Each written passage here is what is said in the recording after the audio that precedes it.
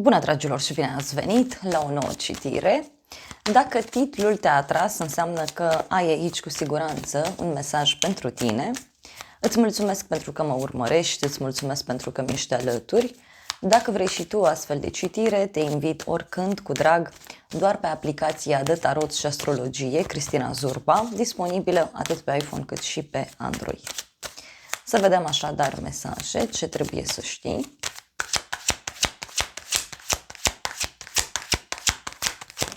A început citirea, avem un 6 de cupe. Bun. La baza pachetului avem așa, diavolul, pajul de bâte, 10 de spade. Discutăm despre un moment aici în care, uite, ceva se închide, ceva se finalizează. Este vorba despre a elimina din viața ta, fie niște adicții, da, niște dependențe. Poate este vorba despre o dependență emoțională sau este vorba despre o plăcere, da? Pentru alții simt aici că e vorba și de o dependență legată de dragoste, legată de pasiune. Mai văd energia unei persoane imature, este o persoană mai tânără ca și vârstă, biologic vorbind, sau cu un aspect fizic mai tânăr. Mai poate să fie o persoană cu un comportament mai imatur, care, știu eu, să aibă un rol important în această situație. Tot pajul ăsta de bâte, uite, vorbește despre iubire, pasiune. Este o perioadă în care ești dornic să încerci lucruri noi și, de asemenea, văd că ești într-o perioadă așa de noi începuturi. Vrei să acționezi într-un mod nou, vrei să faci ceva nou. Hai să vedem pentru tine, avem 6 de cupe, deci un moment în care relația cu acel copil interior contează foarte mult. De asemenea, 6 de cupe poate să însemne și un moment în care te revezi cu cineva drag ție. Este o perioadă în care îți amintești de trecut. Văd aici că poate să fie și o perioadă în care te concentrezi foarte mult pe trecut și poate chiar vrei să înveți de acolo, dar eu simt așa o energie foarte tânără, da? Poate să fie doar la nivel de spirit pentru unii. Într-un moment, nu știu, ești într-un moment al vieții tale în care te concentrezi foarte mult pe copii, pe persoane mai tinere.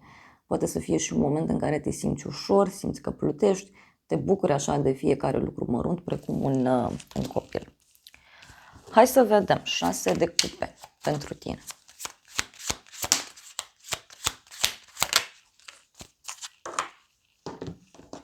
Și avem așa, regele de monede, 3 de monede. O legătură aici cu o zodie de pământ, Taur, Fecioară, Capricorn.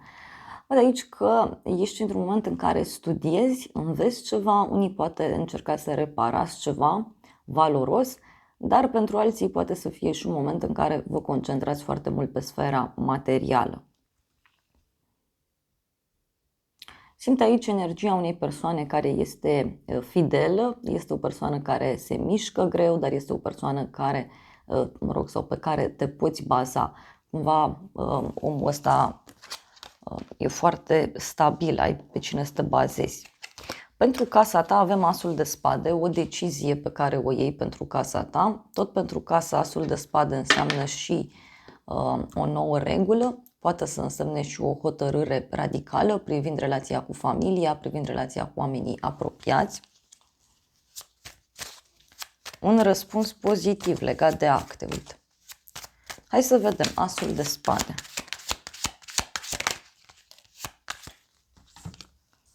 Soarele, o legătură cu zodia Leu, deci e vorba de o bucurie pentru tine.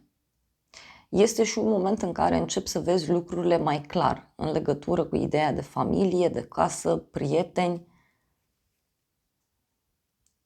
Ești foarte hotărât, ești foarte ferm în acest moment, dar eu văd aici clar și o bucurie, o realizare.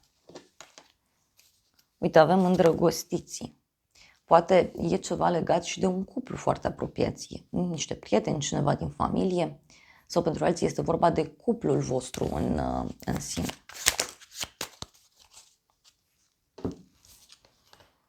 Magicianul. O legătură aici, uite, cu zodia Gemeni, zodia Fecioară, pentru tine.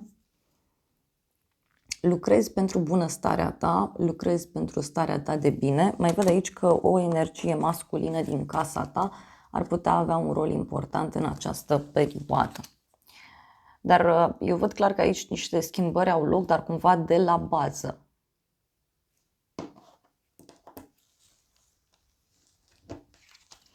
În curând, Marea Preoteasă, în curând o legătură cu o persoană tăcută, misterioasă, inteligentă, este o persoană emoțională și este o persoană care are o cunoaștere foarte înaltă.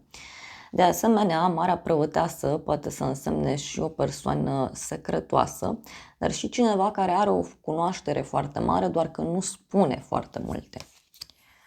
Hai să vedem. Marea Preoteasă.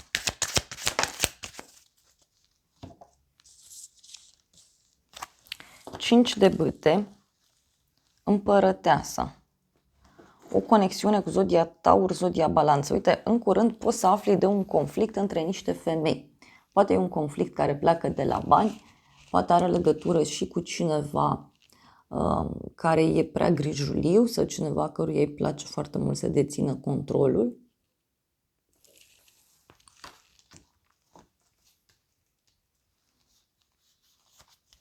Mai vreau o carte. Cavalerul de spade. Cavalerul de spade, cavalerul de monede. Cineva care izbucnește aici, da? E o persoană mai dură, cineva care e mai impulsiv sau mai impulsiv în legătură cu banii sau în legătură cu ideea de seriozitate. E ca și cum cineva trebuie să fie la un program, cineva trebuie să fie acolo când se spune.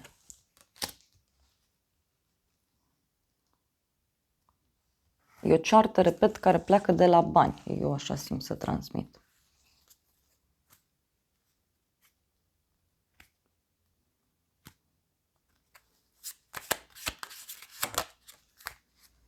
Patru de spade, în curând. E o persoană agitată, grăbită. Poate să fie ceva ce se petrece undeva pe la amiază sau poate avea legătură cu cineva, nu știu, care a întârziat. E ca și cum persoana asta a dormit mai mult și a întârziat undeva. Dar eu văd, uite, fie niște bani pe care îi primești, fie un cadou care apare. În viitor, 7 de cupe. În viitor văd aici o bucurie pentru tine. Este o împlinire din punct de vedere emoțional, dar pentru unii putem să discutăm despre faptul că în viitor aici mie mi-apare o eliberare, mi-apare o veste bună, o veste eliberatoare.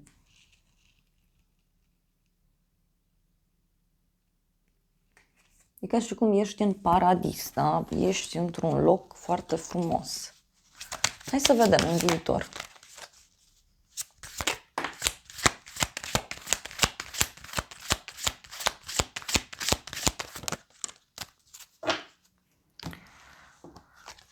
Șase de monede, da?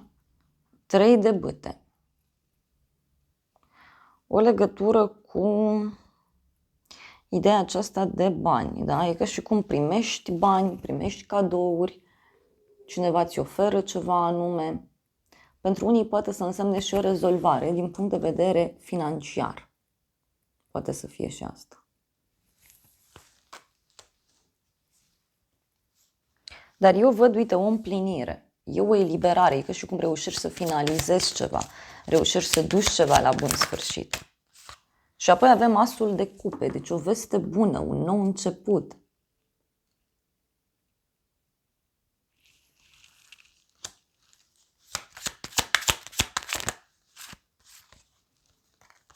Zece de bâte, 9 de spade, 8 de bâte.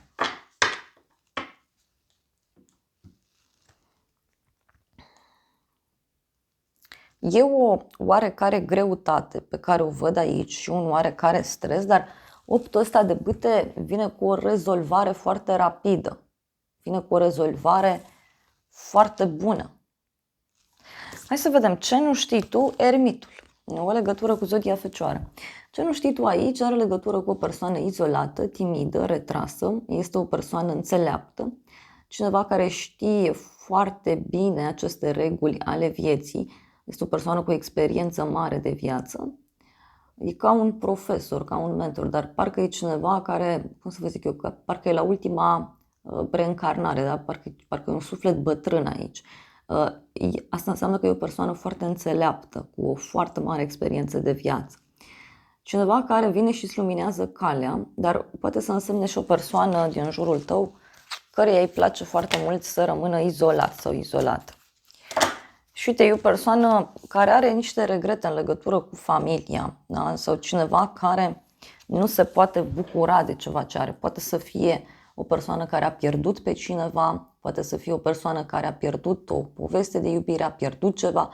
E un personaj care totuși e prins aici pe trecut, chiar dacă în acest moment această persoană, adică și cum are tot ceea ce își dorește cu 10 de cupe.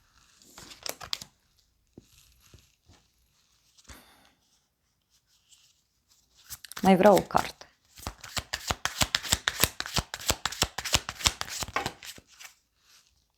Au ieșit prea multe cărți, dar eu simt aici că e și o ceartă. Cavalerul de bâte.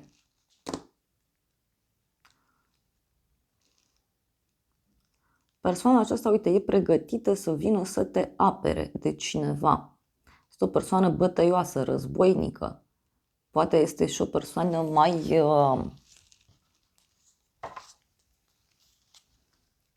agitată, așa, din fire.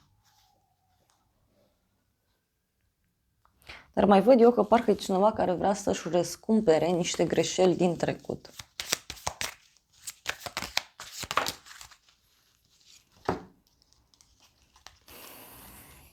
Diavolul, o conexiune cu un Capricorn, poate să fie și cineva care e concentrat pe bani, dar și o persoană care, uite,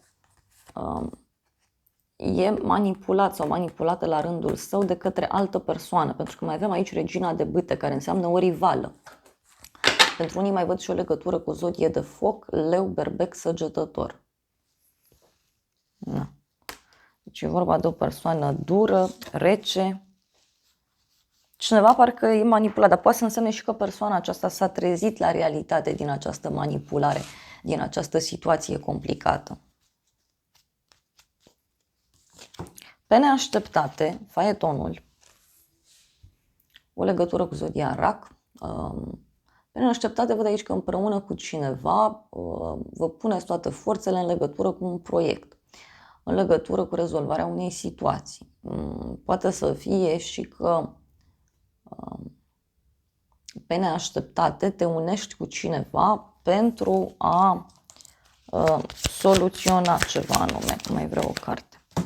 7 de monede, faetonul, deci o legătură cu zodia Rac din nou. Pe neașteptate văd aici clar, uite, cineva care vine de la drum, sau niște bani care vin de la drum. Este vorba și despre o așteptare mai mare în care ești pus. Mai vreau o carte. Regina de spade. O legătură cu o zodie de aer. Gemeni, balanță, vărsător. Pe neașteptate, văd aici și o conexiune cu o persoană mai rece, mai rațională. Este o persoană detașată. Este cineva care e foarte concentrat așa pe partea rațională. Deci personajul ăsta nu prea are sentimente. Dar e și cineva care e pregătit aici, uite, să taie răul de la rădăcină. Că avem și nebunul. Deci o persoană care reacționează aici într-un mod absolut nebunesc, parcă e cineva care se eliberează. Poate să fie și o persoană care e în stare, dar până la urmă să facă orice pentru partea asta materială. Dar văd și o decizie bruscă, pe de altă parte, a unui bărbat din jurul tău. Ce o să te mire? 4 de spade. O persoană aici care se odihnește, se relaxează sau ce o să te mire poate are legătură cu faptul că tu îți găsești liniștea, îți găsești odihna, îți găsești relaxarea.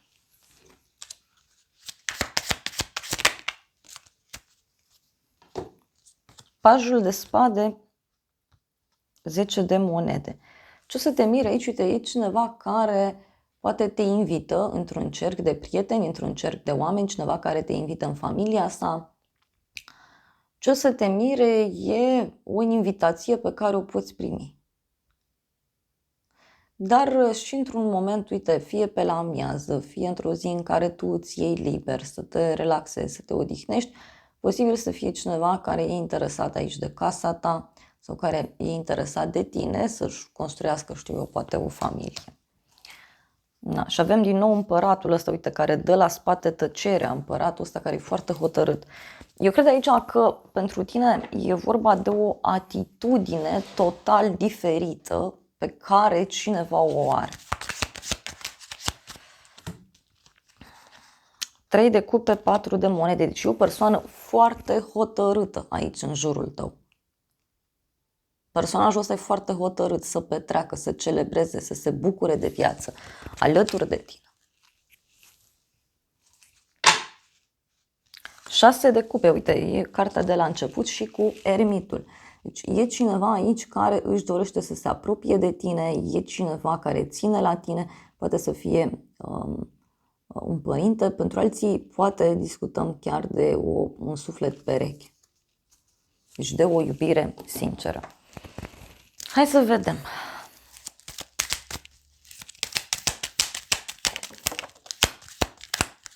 Și avem așa, un drum lung sau o persoană care face un drum lung, ești lăudat, onorat și o veste bună. Deci, pentru tine, eu văd aici, uite, o veste bună, eliberatoare, de la drum lung. E ceva legat de o călătorie îndepărtată. E ceva legat de un moment în care tu ești pus undeva sus. Mai vreau o carte.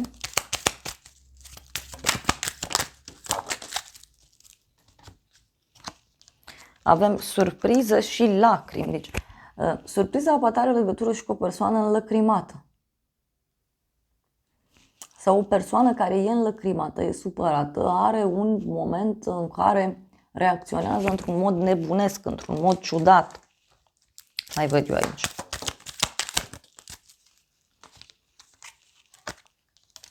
Și avem bărbat matur și boală.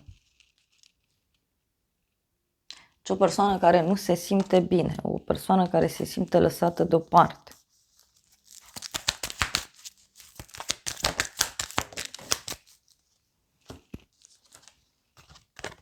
Deci omul ăsta poate să fie foarte supărat aici în legătură cu ceea ce află și avem o tranziție, o schimbare cu bucurie mare. Și se pare că omul acesta este pregătit să-și schimbe viața radical.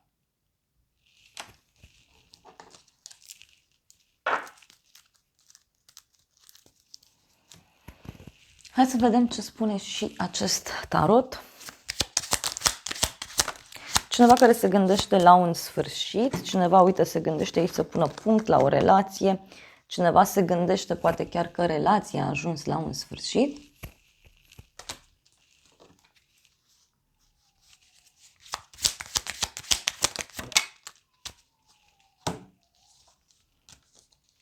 Uite, e cineva care se gândește la niște minciuni, da? Cineva se gândește la o falsitate, la o înșelăciune, parcă cineva căruia nu-i vine să creadă.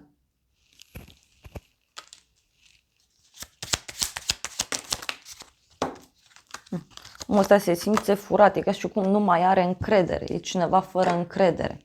Fie în tine, fie în general în viață, cineva care se simte mințit, furat, trădat.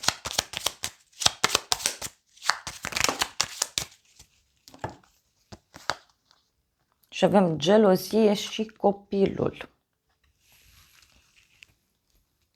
Și este și o persoană geloasă, o persoană care vrea să știe mai multe în legătură cu această persoană nouă care se vrea apărută în viața ta. Poate cineva din jurul tău care află anumite lucruri care îl dau peste cap sau o dau peste cap.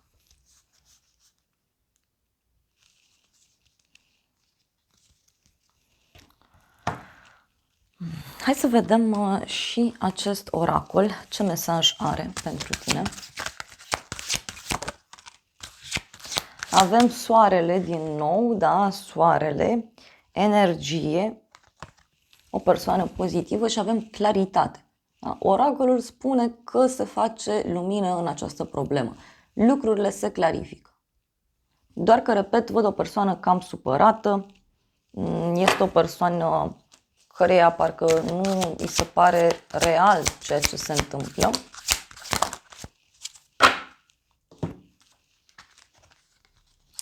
Avem păsări, viață, speranță, focuri de artificii. celebrare, prosperitate, patriotism. Deci și niște vești care mi-apar mie aici.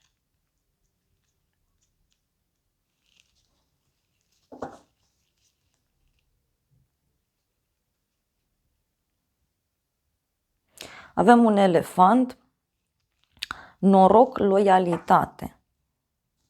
Deci cineva aici care ți este loial, este vorba despre o persoană puternică, o persoană influentă și care ți este alături sau care te ajută să manifeste această fericire. Dragilor, acestea au fost previziunile de această dată. Eu îți mulțumesc pentru prezență, te îmbrățișez cu drag, sper din suflet să-ți fie de folos informațiile și să ne revedem cu bine și data viitoare. Eu îți doresc să ai parte de o zi sau de o seară cât mai frumoasă.